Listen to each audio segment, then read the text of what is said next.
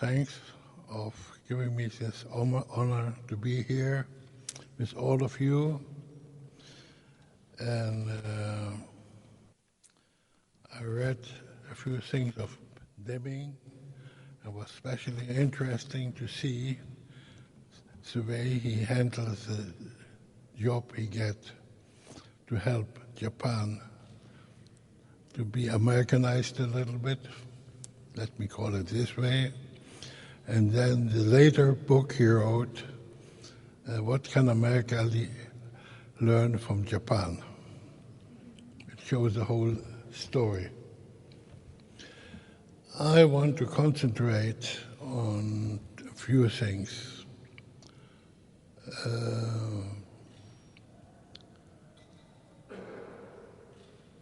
I am a refugee from Germany, which, as you see from the film, you can get to Israel 10 years old.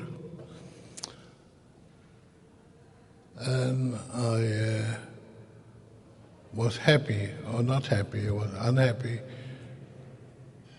to learn a profession with 14 years because I had a hard time learning the language. Then I was happy to be an optical instrument mechanic, and they sent me off to Bahrain for half a year to repair instruments for the Royal Air Force when I was 17. But the real reason is that there was no air conditioning in Bahrain, so it was too hot for anybody else. Okay. I get to the Palmach, as you've seen. In the Palmach, I think I had a very interesting time, which helped me to build myself and my self-esteem, knowing that I know something about technique, know something about airplanes, know something about instruments, and know something about people, and learn to work together with different type of people. Okay, out of that story actually come the ISCAR. ISCAR was created in the end of 48, end of our independence war. I get married. My wife Miriam had some relatives in Nahariya, which had a chicken farm, which was extremely important because we had 2 kids at this time. And there was cena, and we were afraid that we wouldn't have enough stuff for the kids. So we ended up in Nahariya. And the other story of ISCAR is a story of believing and working with good people and sticking with the same people for a long time, and deciding that I want to compete with the German who thrown me out and make it as good as they do. Put it very simple. And to do it, it took me now 62 years. And I started the story when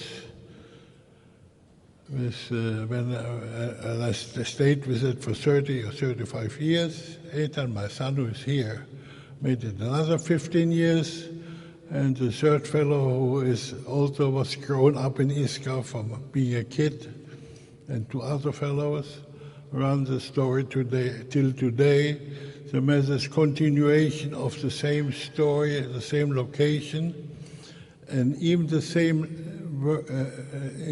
people, because in Nahariya, which is 10 kilometers from the Lebanese border, there were no industries and no technical people available, or they were not, or didn't want to work in it. So that's a fact. This is my story, which you've seen of the film, and you know it now fine. The end of the story, which I want to give you today, is one message. I love Israel, and I want Israel to be successful. And Israel will be successful only if we be able in this area, it's called the Middle East, to survive. This is extremely complicated today, and not because of what you read in the paper. It's complicated because 100 years ago they found oil, and the curse of our area is the oil. If there wouldn't be oil, there wouldn't be a problem with the whole Middle East. I cannot change it. Even the oil went down for 15% now, but it won't change the pattern. Then we have a second pattern, which is Jewish tradition, which is interested in not in industry so much in skills, but more in theoretical ideas, and anyway, not fitted so much to skills and industry, maybe except high-tech, which is complicated because it usually puts the people out of the country instead of helping them to get jobs there. So I hate high-tech for this reason.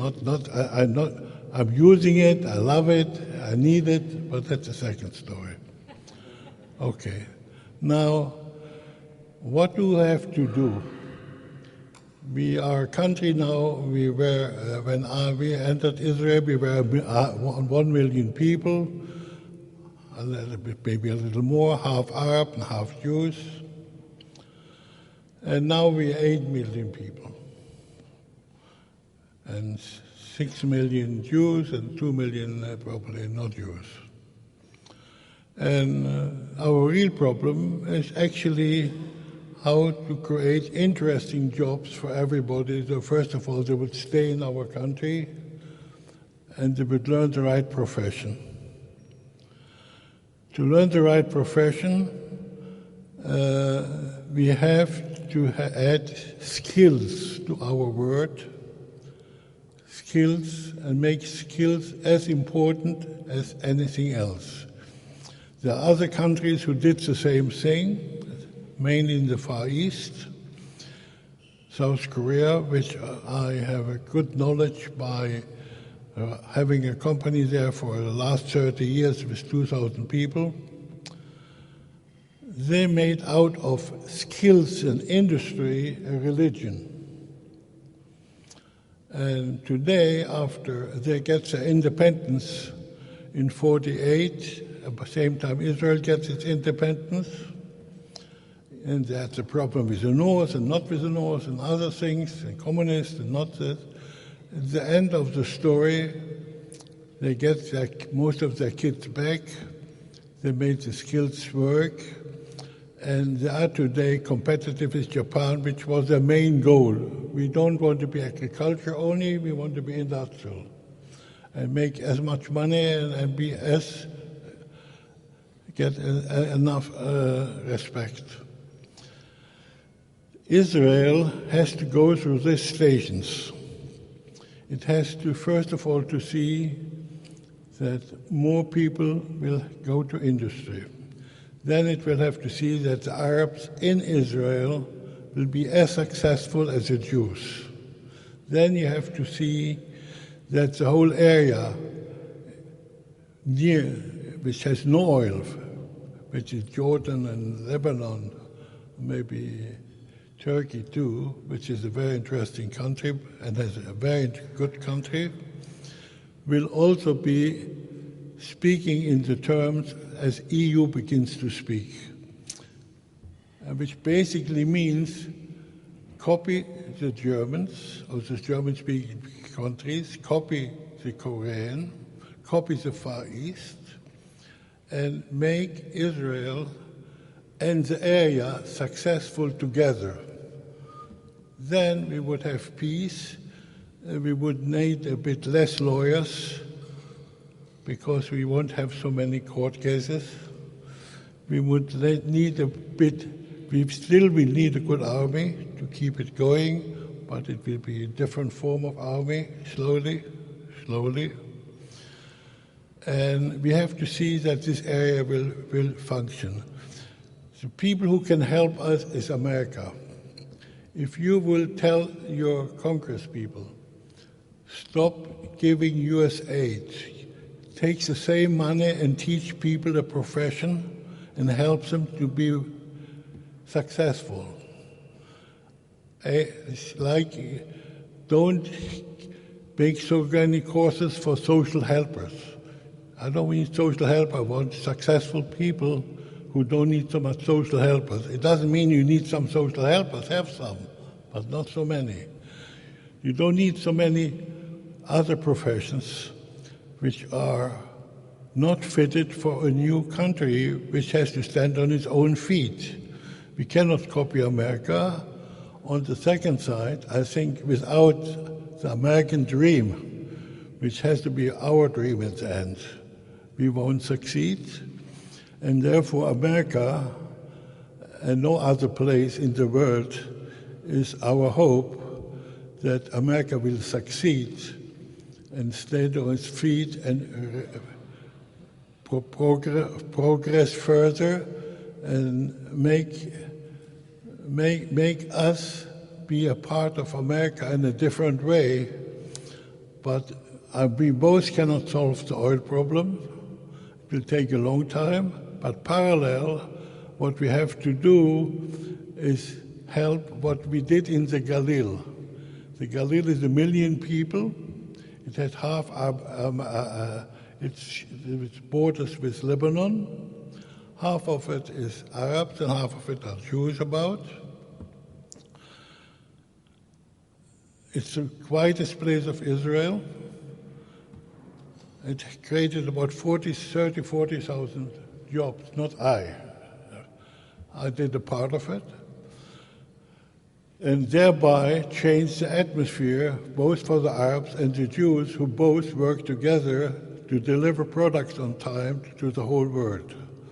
And the result of it was ISCAR, and I want to say thanks to all the people of ISCAR, including the people from America who are here now, who help us for years to sell the products. And we are now number 2 in the world, and we're proud to be number 2. We're not a poor story now, otherwise Buffett would be interested in it.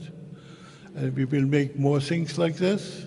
And there are some people here who could help us to make it, if you will copy the German system, which is called the dual system, half practic, half theory. If you will make both, you will have success in much more way and create much more jobs and make much more people happy. Thank you.